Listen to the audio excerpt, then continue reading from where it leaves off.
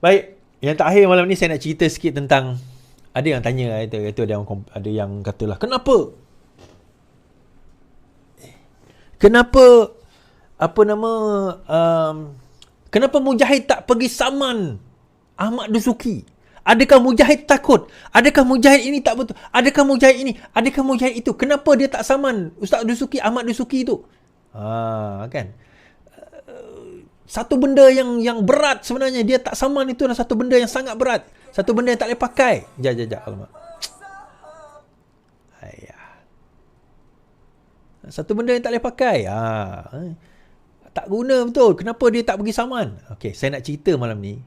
Kenapa Dr. Mujahid tak saman Ahmad Dusuki?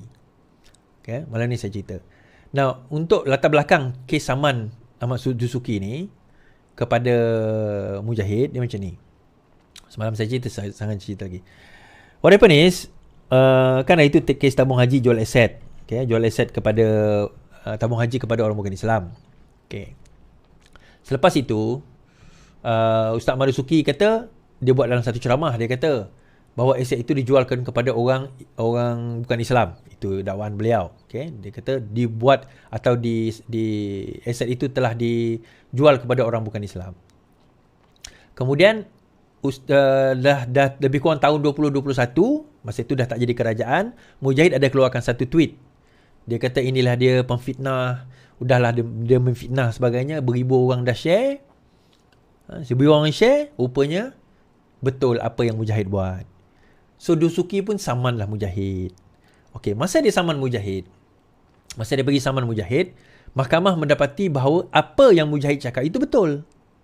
Jadi saman itu kalah, Dusuki kalah dalam saman tersebut. Okey, bila dia kalah, dia nak buat rayuan. Bila dia buat rayuan, tak habis rayuan itu, dia pergi mahkamah tinggi, dia kalah, dia pergi mahkamah rayuan, dia tak jadi merayu mahkamah, dia tarik balik rayuan itu, maka dia kalah saman tersebut. Baik. Okey, dah kalah saman tak apalah, dia kalah saman. Okey. Tapi hari ini dia keluar menyatakan, dia keluar satu kenyataan. Now, kita kena faham dahulu kenapa dia kalah saman, tuan-tuan. Okey, kenapa dia kalah saman tersebut? Kita baca, Ahmad Dusuki gagal rayuan saman fitnah terhadap Mujahid. Bekas ahli parlimen Ahmad Dusuki Rani gagal dalam rayuan Mahkamah Tinggi hari Selasa berhubung keputusan Mahkamah Session. Dia mula-mula dikalah kat Mahkamah Session, dia merayu kat Mahkamah Tinggi, kalah lagi. Dia merayu kat Mahkamah Rayuan, tak habis Mahkamah Rayuan, dia tarik balik saman tersebut. Saman fitnah itu berikutan ucapan Mujahid selaku defendant di Twitter pada tahun 2020, bukan 2020. Okey, dia kalah. Kenapa dia kalah? Now, sentral kepada kekalahan Dusuki ni adalah, menurut mahkamah juga berpendapat keterangan itu merupakan satu tindak balas terhadap kenyataan plantif Dusuki yang juga penasihat kompleks Darul Tibabun Nabawi itu yang disiarkan di aplikasi YouTube pada Februari. Keterangan itu juga menunjukkan terdapat penjelasan yang dibuat di Parlimen oleh mantan Perdana Menteri Muhyiddin Yassin terhadap soalan dikemukakan defendant bahawa aset TH yang kurang berdaya saing dipindahkan kepada sebuah syarikat yang dimiliki sepenuhnya oleh MOF di Perbadan dan TH tidak dikuasai oleh orang bukan Islam. Bermakna dalam Mahkamah Session, bila Mahkamah Session memutuskan bahawa tidak ada fitnah dalam kenyataan Mujahid, Mahkamah Session merujuk kepada kenyataan mantan Perdana Menteri Muhyiddin Yassin bila Mujahid tanya sewaktu Muhyiddin Yassin jadi Perdana Menteri, adakah aset itu dijual oleh tabung haji kepada orang bukan Islam dan kepada siapa dijual? Muhyiddin Yassin kata, tak. Berdasarkan kepada kenyataan bertulis Perdana Menteri pada ketika itu, maka itulah yang dijadikan alasan oleh oleh mahkamah memutuskan bahawa kenyataan Dr. Mujahid itu bukanlah satu fitnah. Kita dengar kenyataan dan benda ini disebut dalam berita. Okey, kita dengar. Muhyiddin Yassin berkata kedudukan terkini aset TH pada 30 Jun tahun ini seperti yang diumumkan dalam laporan prestasi TH tengah tahun pertama 2020 adalah berjumlah 78 bilion ringgit. Dalam jawapan bertulis, tuan, saya kena di KFC raikan persahabatan. Sorry tuan-tuan, tak premium. KFC raikan persahabatan, KFC raikan persahabatan. TH kini mempunyai lebihan aset Banding liability sebanyak 1.9 bilion ringgit dan tidak dikuasai orang bukan Islam. 9 bilion ringgit dan tidak dikuasai orang bukan Islam. Perdana Menteri Tan Sri Muhyiddin Yassin berkata kedudukan terkini aset TH pada 30 Jun tahun ini seperti yang diumumkan dalam laporan prestasi TH tengah tahun pertama 2020 adalah berjumlah 78 bilion ringgit. Dalam jawapan bertulis di Dewan Rakyat, Perdana Menteri menjelaskan selaras dengan pelaksanaan Pelan Pemulihan dan Penstrukturan TH, aset-aset yang kurang berdaya saing telah dipindahkan kepada sebuah syarikat tujuan khas iaitu Urus Harta Jamaat Sendirian Berhad yang dimiliki penuh oleh kerajaan di bawah Menteri Kewangan diperbadankan. Oleh yang demikian, TH tidak dikuasai oleh orang bukan Islam. Beliau menjawab soalan Ahli Parlimen Parit Buntar, Datuk Seri Dr. Mujahid Yusof yang bertanya mengenai kedudukan aset terkini tabung haji serta adakah kerajaan terdahulu telah menjual banyak aset TH dan membiarkan TH dikuasai oleh orang bukan Islam. Kerajaan di bawah Menteri Kewangan diperbadankan. Jadi dah terjawab persoalan, tuan-tuan. Dah terjawab persoalan tersebut. Dan daripada kenyataan di mahkamah, kenyataan Parlimen, Perdana Menteri, bekas Penantan Perdana Menteri Muhyiddin Yassin, inilah mahkamah memutuskan bahawa apa yang disiapkan oleh Mujahid itu bukanlah satu fitnah. Tetapi soalan dia, okey, kalau bukan fitnah, okey, tak apalah Is, dia bukan fitnah. Kenapa Mujahid tak nak pergi saman Ustaz Ahmad Dusuki tu? Kenapa tak nak pergi saman?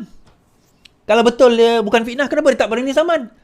Menunjukkan memang Mujahid ni adalah orang yang takut sebenarnya. Dia sebenarnya penipu. Dia jual aset. Dia macam ni, tuan-tuan. Kenyataan di dalam video yang saya mainkan semalam, Ahmad Dusuki itu merujuk kepada tabung haji. Dia tak pernah sebut Mujahid. Okay, saya ulang. Apa yang disebut oleh Ahmad Dusuki, Ustaz Ahmad Dusuki di dalam video dia itu merujuk kepada tabung haji. Fitnah dia adalah kepada tabung haji, bukan kepada Mujahid.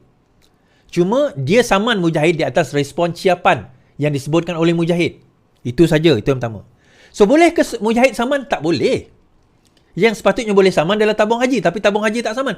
Kenapa tabung haji tak saman, Is? Yelah, macam ni nak saman ciapan itu 2020. 2020 bukan Mujahid jadi Menteri Agama.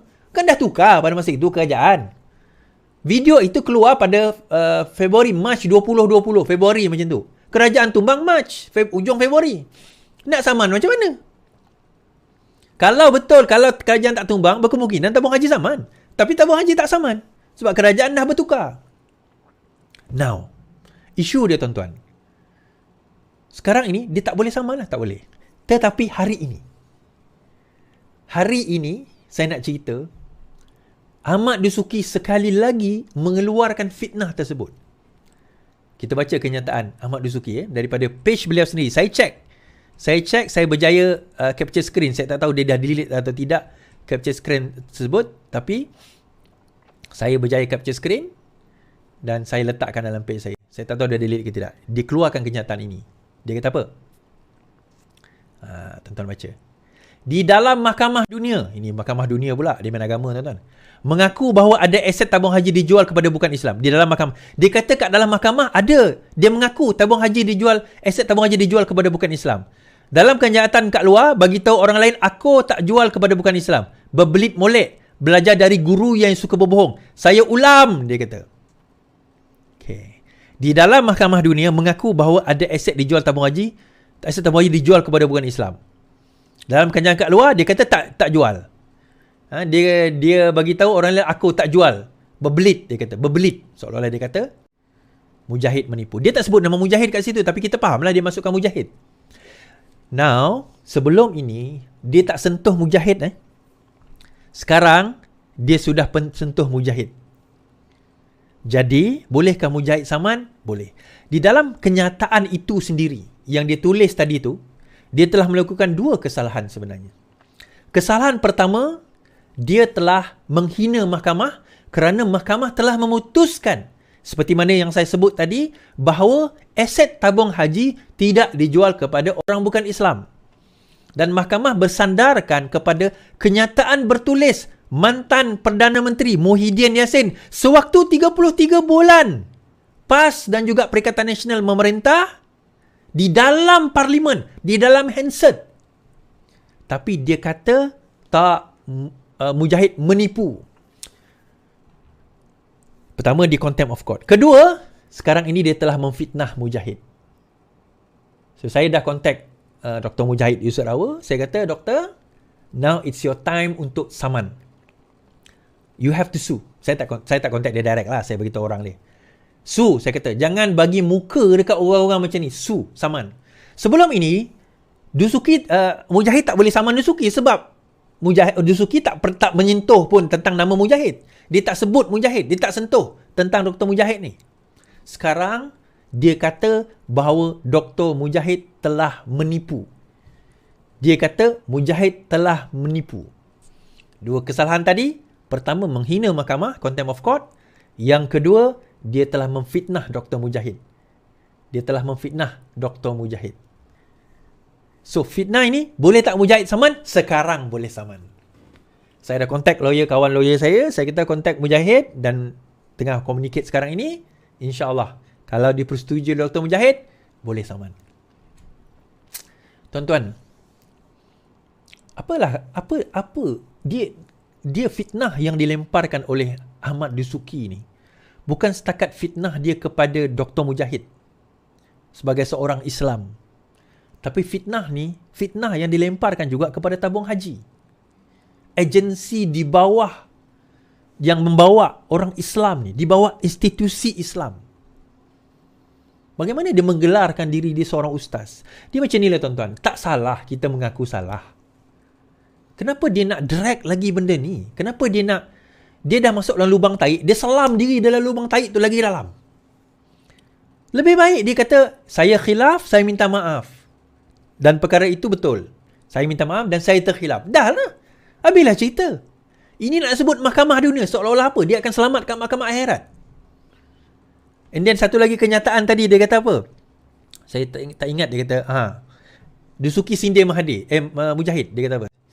Saya baca. Lepas tarik rayuan di mahkamah, Dusuki sindir Mahathir. Setelah menarik balik rayuan terhadap terhadap bekas Menteri Agama, Ahmad Dusuki dilihat tidak terjejas dengan tindakan. Sebaliknya dia menyindir bekas menteri itu. Dia kata, saya percaya walaupun tuntutan saya ditolak mahkamah, ia tidak sebesar ditolak sebagai calon ahli parlimen Parit Bunta apabila Mujahid kalah dalam PRU 15 kepada Ustaz Muhammad Misbahul Munir Masuki dari PN. Itu kalah PRU lebih menyayat hati.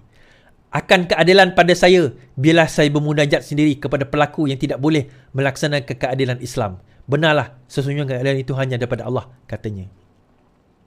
Tuan-tuan, keadilan itu memang daripada Allah. Dan Allah telah campakkan keadilan itu pada muka dia. Allah telah campakkan keadilan itu di depan muka dia. Tapi dia masih lagi memandang seolah-olah bahawa orang lain yang jahat, bukan diri dia. Dia kata, walaupun saya kalah di mahkamah ini tidak sebesar kekalahan Mujahid di Parit Bunta. Tuan-tuan, fitnah itu, kalah di Parit Bunta tu setakat kalah kerusi parlimen. 5 tahun nanti boleh bertanding balik. Tapi fitnah ini dah disebarkan, dah dalam WhatsApp, dalam video, akan kekal selama-lamanya. Ini yang dengar video saya, mungkin baca berita, fahamlah. Yang tak baca berita, yang tak dengar video saya, dia masih percaya. Dia orang masih berpegang tabung haji itu asetnya dijual kepada orang bukan Islam. Dia orang masih percaya kepada fitnah dan masih menyampaikan fitnah tersebut. Dosa yang mana lebih besar? Yang mana kekalahan lebih besar? Kekalahan dia kepada fitnah ataupun setakat kekalahan kerusi? Kekalahan kerusi, kalah kerusi tak ada membawa apa implikasi, kalah je lah. Setakat tak dapat gaji lah sebagai ahli parlimen, itu saja. Tetapi kekalahan kepada fitnah, dan lebih teruk, kalah fitnah tak apalah, kalah lah, bukan kata tak apa, kalah lah. Kalau dia minta maaf, kan itu lebih baik. But on top of dia kalah tu tuan-tuan, boleh pula dia dengan bangga dan egonya mengatakan dia tidak kalah. Ini semua kita bermunajat kepada Allah. Allah campakkan kebenaran itu di muka kamu, and yet kamu tak nak terima kebenaran. Siapa sebenarnya yang telah ditutup hati? Siapa sebenarnya yang telah ditutup hati dia dengan kebenaran? Ya Allah, Tuhanku, kita berdoa, ya Allah, janganlah kita ni ditutup hati kita daripada kebenaran. Janganlah sekali-kali hati kita ditutup daripada kebenaran. Dan kerana apa? Bila Allah tutup hati kita daripada kebenaran, di situlah sebenarnya kita ni, kalau dalam satu istilah, ada satu istilah dalam satu istilah agama lah. Saya lupa lah nama istilah tu. Orang yang dia hanyut tau dalam dunia. Dia tertipu dengan dunia ni. Dia tertipu dengan dunia dan Allah hanyutkan dia. Dan Allah tak bagi petunjuk kepada dia. Kita berdoa, ya Allah, berilah petunjuk kepada Ahmad Dusuki ini supaya dia menyedari kebenaran.